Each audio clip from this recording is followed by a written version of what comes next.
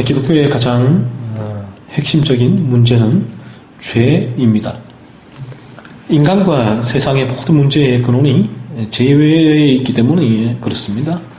기독교는 죄인을 죄에서 건져내어 죄짓지 않는 거룩한 삶을 살게 해줍니다. 구원에서 그치는 것이 아니죠. 기독교는 죄에서 구원을 해서 거룩한 삶으로까지 인도하게 합니다. 따라서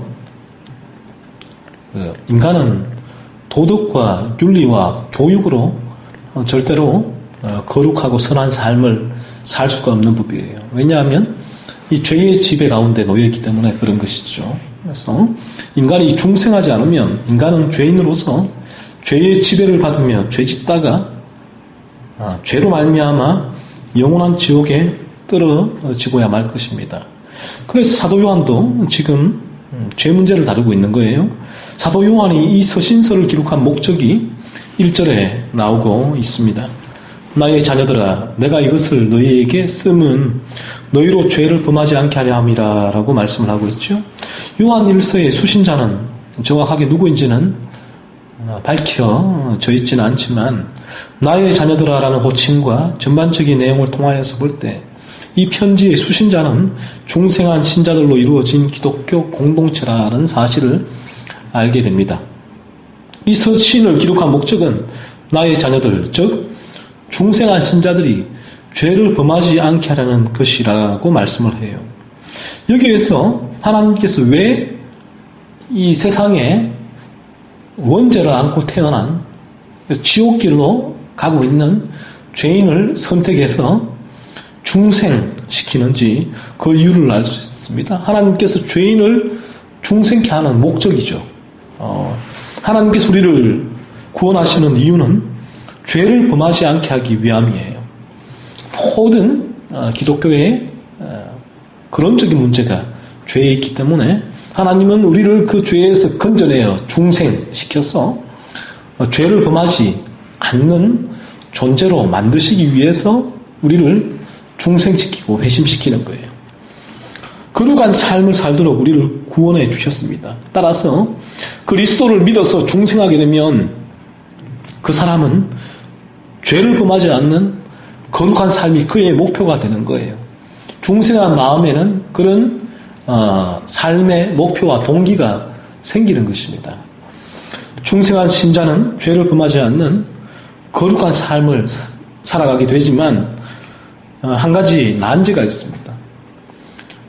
그러한 삶이 그의 목적이 되고 주요하게 그러한 삶의 방향으로 걸어가게 되지만 이 세상 그리고 연약한 육체라는 난제를 가지고 있는 거예요. 그래서 그가 천국 가기 전까지 중생했지만 육체를 입고 이 세상에 가는 동안에는 죄의 유혹에 빠질 수가 있다고요. 우리 주님은 그 마귀가 그렇게 교묘하게 유혹하는 죄의 유혹에도 절대 넘어가지 않으셨죠. 주님은 죄가 없으신 분이에요. 하지만 우리는 달라요.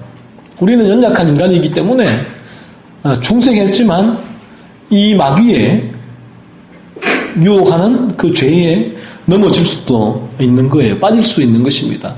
그래서 이 사도 요한은 그러한 우리 이 중생한 신자의 한계, 난제를 잘 알고 있기 때문에 중생한 신자라도 죄를 범할 수가 있기에 지금 죄를 범하지 말고 더욱더 이 거룩의 길을 바라보며 향하여 굳세게 달려가라라고 중생한 신자를 격려하고 권면하고 있는 거예요. 그래서 이런 우리가 완벽한 또 죄짓지 않는 존재로서의 삶이 아니기 때문에 사도 요한은 우리의 연약함을 잘 알고 있기 때문에 다시금 완벽한 거룩의 삶을 향하여 갈 수 있게 제총하는 거예요. 주마가편이라고 하죠. 잘 달리는 말에게 채찍질을 하듯이 지금 거룩의 방향을 향하여 걸어가고 있는 중생한 신자에게 사도 요한은 주마가편 말씀으로 채찍질을 하고 있는 것이 중생한 신자는 죄를 범하지 않는 거룩한 삶을 살아가게 되지만 천국 가기까지 연약한 육체를 입고 있기에 죄의 유혹에 빠질 수 있기에 이 서신을 통하여 더욱 죄를 범하지 않도록 격려하고 권면하고 있는 것입니다. 여기서 우리는 중생하지 않은 사람은 아무리 죄를 범하지 않는 거룩한 삶을 살려고 해도 불가능하다는 사실을 알게 됩니다.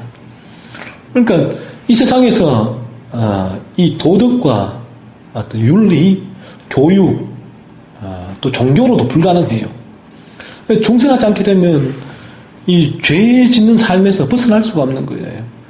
그 죄가 그의 마음을 지배하고 있기 때문에 그런 것이죠. 그래서 그들은 중생하지 않은 사람들 같은 경우에는 머리와 마음으로는 이런 삶을 살지 않아야지라고 다짐해보지만 작심삼일입니다. 왜냐하면 여전히 그 죄가 그 사람을 지배하고 있기 때문이에요.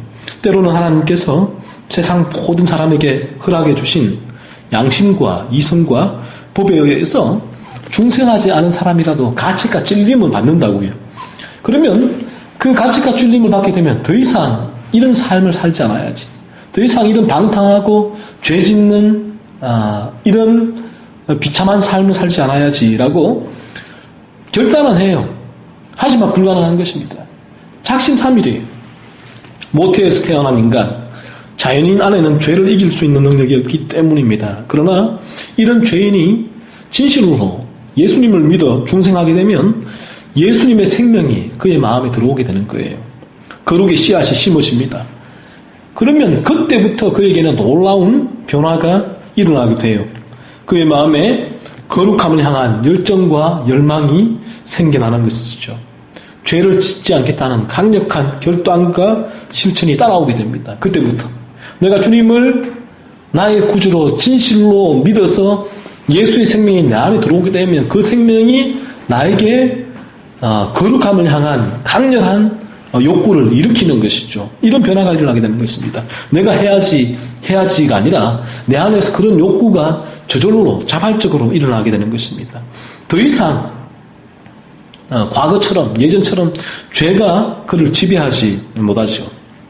과거에는 이런 삶을 살지 않아야지 하면서 또 반복해서 그 자리에요.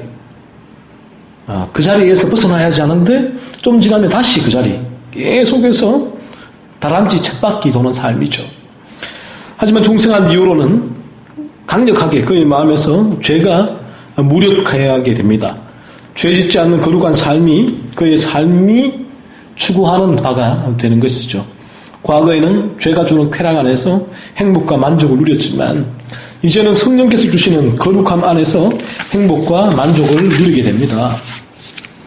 그의 마음에 악독과 독소, 그로 인한 이 탐욕의 불이죠. 활활 타오르는 탐욕, 그 지옥의 불이 거룩함의 소화기로 꺼져버렸습니다. 이제는 아름다운 거룩의 향내가 그의 마음을 가득하게 채우게 됩니다. 중생하지 않게 되었으면 그의 마음에는 온갖 썩은 악취가 나요.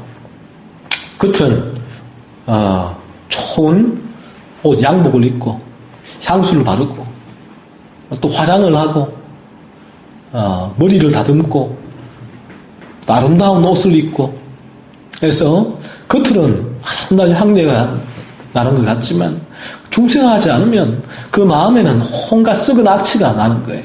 왜? 죄가 그 마음을 지배하고 있기 때문에. 그러나 중생하게 되었으면 하나님께서 우리 마음에 은혜의 아름다운 향내의 썰물이 들어와서 다 그 썩어 악취나는 것들을 밀물로 걷어내버리거든요. 그러면 아름다운 향내가 그 사람의 마음을 가득 채우게 됩니다. 그래서 그는 죄를 범하지 않는 삶을 살기 위해 노력해요. 그리고 사도 요한은 그런 중생한 신자의 삶을 지금 더욱더 그런 삶을 향해서 나아가라라고 말씀으로 권면하고 격려하고 있는 것입니다. 중생한 신자라도 이 세상 가운데는 육체의 연약함이 있기에 죄를 짓기도 합니다. 완전한 거룩함은 우리 모두가 이 땅의 삶을 마감하고 천국에 갈 때에 거기 천국에서 이루어지게 됩니다. 장차 우리 모두가 머지않아 이 세상을 떠나게 될 거예요. 그래서 너무 이 세상에 집착하는 삶을 살지 않아도 됩니다. 오늘 본문 1절에서 만일 누가 죄를 범하여도라고 말을 합니다. 누가라는 것은 거듭난 신자를 말하거든요. 중생한 신자. 거듭난 신자라도 죄를 범할 수 있다는 말이에요. 거듭난 신자는 더 이상 죄의 지배를 받지는 않습니다. 죄의 지배에서 벗어났지만 죄의 유혹을 받게 됩니다. 전쟁에는 이 전면전과 국지전이 있죠. 이 전면전에서는 중생한 신자는 승리했습니다. 이미 마귀와의 전면전에서, 죄와의 전면전에서. 하지만 아직 적군의 잔당 세력이 이 세상에는 남아있는 거예요. 마귀죠. 마귀의 죄의 잔당이. 그래서 일부 지역에서 국지전이 지금 활발하게 벌어지고 있습니다. 일부 지역에서 이 죄의 전면전에서는 이미 끝난 거예요. 패배한 거예요. 하지만 국지전, 일부 남아있는 적들이 일부 지역에서 저항을 하고 있는 것이죠. 거듭난 신자의 영적 모습이 이러합니다. 이미 죄라는 적은 전면전에서는 패했지만 천국 가기 전까지는 일부 지역에서 도발하고 저항하며 국지전을 펼치고 있습니다. 그래서 사도 요한은 만일 누가 죄를 범하여도라고 중생한 신자라도 죄를 범할 수 있다고 말하는 것입니다. 하지만 중생한 신자는 그리스도를 믿는 그 순간 예수 그리스도와 연합이 됩니다. 포도나무와 가지의 비유처럼 우리가 가지인데 포도나무이신 주님께 접붙임이 되는 거예요. 가지가. 그러면 그 가지는 포도나무가 되어서 포도 열매를 맺는 것인데 포도나무와 가지가 포도나무에 접붙임되는 것이 연합입니다. 우리가 자신의 죄를 깨닫고 그리스도를 믿어 구원받는 순간, 중생하는 순간 이제 그리스도와 우리는 불과 분리의 관계를 가지게 됩니다. 나누어질 수 없는 관계란 거죠. 딱 붙어버리는 것입니다. 그리스도와 연합이 이루어집니다. 그래서 중생한 신자가 죄의 유혹에 넘어져서 실수로 죄를 범하게 되지만 그때마다 우리와 연합되어 있는 포도나무이신 우리의 신랑이신 그리스도께서 대언자가 되십니다. 우리 대언자가. 그래서 우리의 죄에 대하여 하나님께 우리를 변호하고 중보하는 거예요. 중생한 신자는 그리스도와 연합되어 있기 때문에 그리스도가 중생한 신자의 죄에 대하여 변호해 주십니다. 중생하지 않은 자에게는 하나님은 그의 죄를 그대로 보시는 거예요. 그래서 그에게 하나님의 진노가 머물러 있고 마침내 하나님의 심판, 최후 멸망이 그에게 임하게 되었습니다. 하지만 중생한 신자에게는 죄를 범할 수도 있지만 하나님은 직접적으로 다이렉트로 그의 죄를 보지 않았습니다. 누가 그 사이를 가로막고 있습니까? 그리스도예요. 예수님의 십자가 가로막고 있는 거예요. 예수님께서 우리를 대신해서 대언하고 변호하고 중보하시는데 어떻게 대언, 중보, 변호가 가능한가? 십자가를 통해서 가능한 거예요. 왜냐하면 예수님은 십자가에서 우리의 모든 죄를 대신해서 죽으셨기 때문이에요. 그래서 하나님께서 우리의 죄를 보려고 하실 때 다이렉트로 예수님이 십자가에서 자신의 피로서 그 하나님의 우리의 죄를 다이렉트로 보는 그것을 하나님의 그 저주를 막아주십니다. 그래서 예수님은 대언하고 변호하시죠. 제가 하나님 아버지 아들인 제가 십자가에서 이들의 모든 죄를 담당하였습니다.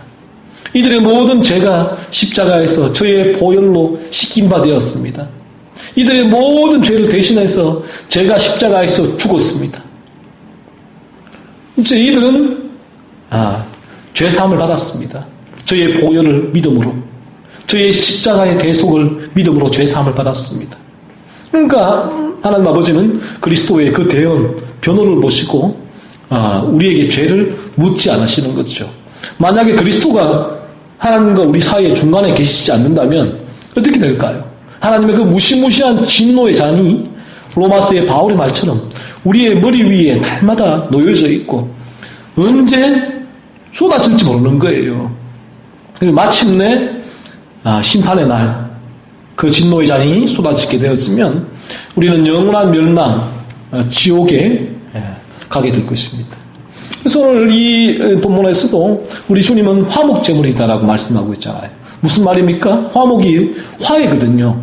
예수님은 하나님과 우리를 화해시킨 화목제물이에요. 그 가운데 자신의 몸을 십자가에 드림으로, 희생제물로 드림으로 하나님과 우리를 화해시켰거든요. 그러니까 화목제물로서 우리 주님은 끊임없이 아버지께 우리의 중생했지만 우리가 죄를 범하게 될 수밖에 없는 우리의 죄들을 화목제물로서 중간에서 커버링을 해주시는 거예요. 그러면서 하나님 아버지께서 바로 우리의 죄를 보지 못하게 그 십자가를 내어 미는 거죠. 그 십자가는 하나님의 언약이거든요. 약속이거든요. 그래서 우리 주님은 십자가를 통하여서 하나님의 언약을 끊임없이 아버지께 내어드리는 거예요. 아버지의 언약이 여기 십자가, 저의 희생제물입니다. 이것을 보십시오. 저의 피를 보십시오. 이들의 모든 죄가 저 안에서 사함받았습니다. 아담 안에서 이들은 죄인이 되었지만 나 안에서 두 번째 아담인 그리스도 안에서 이들은 의인이 되었습니다라고 아버지께 중보를 하는 것입니다. 그래서 우리 주님은 화목제물이다라고 이렇게 성경은 오늘 본문을 말씀하고 있죠. 그래서 예수님께서 우리의 죄를 위한 변호인과 대언자가 되실 수 있는 자격이 그래서 의로운 거예요. 의롭다는 의미가 죄가 없으며 거룩하다는 뜻이잖아요. 그래서 그 죄가 없으신 주님만이 우리의 죄를 대신 짊어져서 화목 제물이 되실 수가 있거든요. 죄 있는 인간이 이 죄인을 대신해서 그 죄를 사할 수 있는 자격이 되지 않기 때문에. 그래서 하나님은 죄가 전혀 없는 하나님의 아들 그리스도 예수를 이 땅에 보내어서 두 번째 아담으로 인간의 대표죠. 인간의 대표로서 죄 없고 흠 없는 주님이 십자가에서 우리의 죄를 대신해서 희생제물로 죽으셨던 것입니다. 그래서 아담 안에서 죄인된 모든 인간들이 그리스도 안에서 의인이 되는 것입니다. 그렇죠? 그래서 중생하신 자가 죄의 유혹에 넘어져 실수로 죄를 범할 때 예수 그리스도는 그와 같이 하나님 앞에 자신의 피, 주님의 십자가 죽으심을 내어 미는 것입니다. 이들은 이 그리스도 십자가 안에서 피로 말미암아 죄 사함 받은 의인이 되었습니다라고 대언하고 변호하시는 것입니다. 우리가 중생한 이후로는 세상의 기준에서 볼 때 사소한 거짓말과 같은 작은 죄를 범해도 이 중생한 신자는 민감해져서 애통해하며 괴로워하게 되거든요. 이것이 진실이에요. 그런데 오늘날 정치권에서는 큰 어떤 거짓말도 살인마들도 살인하고도 거짓말 하잖아요. 안 그랬다고. 그래서 그렇게 무감각하게 거짓을 말하는 모습을 보게 되었습니다. 하지만 중생하게 되었으면 자그마한 죄에도 가슴 아파지고 민감해지게 되는 것이죠. 그래서 거룩함을 이루어가기 위한 치열한 삶을 살아가게 되는 것입니다. 그러나 더 이상 죄에 얽매여서 죄책감을 가지고 자책하며 죄로 인한 하나님의 형벌을 두려워하지 않습니다. 중생한 신자는 더 이상 죄책감에 매여서 하나님의 형벌을 두려워하는 삶을 살지는 않아요. 왜요? 그리스도 예수께서 우리의 대언자, 변호인이 되셔서 우리가 짓는 모든 죄에 대하여 하나님 아버지께 변호해 주시기 때문에 우리는 어떠한 죄책감을 가지지 않는 거예요. 그 죄로 인한 하나님의 형벌도 두려워하지 않는 것입니다. 날마다 그러므로 우리 가운데는 평안이 있게 되는 것입니다. 예수 그리스도께서 우리의 죄를 십자가에서 이미 다 처리해 주셨으며 하나님은 그리스도께서 십자가에서 흘리신 보혈을 통하여 더 이상 우리의 죄에 대하여 책임을 요구하지 않습니다. 묻지 않습니다. 이것이 십자가를 통하여 우리와 하나님을 화목하게 한 하나님의 약속입니다. 중생한 신자는 천국 가기 전까지 이 세상에서 나그네의 삶을 살면서 죄의 유혹을 받아서 죄를 범하기도 해요. 그래서 그는 마음 아파하며 애통해하고 완전한 거룩함이 이루어지는 천국을 바라보게 됩니다. 그러나 그는 아이러니하게도 죄에 대한 죄책감으로 고통하고 죄로 인한 형벌로는 두려워하지 않습니다. 죄로 인해서 중생한 신자는 가슴 아파해요. 애통해해요. 마음을 찢어요. 하지만 그 죄로 인해서 죄책감을 가지거나 그 죄로 인한 형벌로 두려워하지는 않습니다. 그럼에도 불구하고 떳떳하고 담대하게 그리스도의 십자가를 붙들고 주어진 인생길을 살아가게 되는 것입니다. 주님의 십자가가 있다면 죄로 인한 그런 두려움을 전혀 가지지 않는 것입니다. 그런 중생한 신자의 삶은 어떠한 삶입니까? 3절 말씀부터 그의 삶이 기록되어 있죠. 비록 연약한 육체로 말미암아 죄를 범하기도 하지만 그는 하나님의 계명을 지키는 삶을 살아가게 됩니다.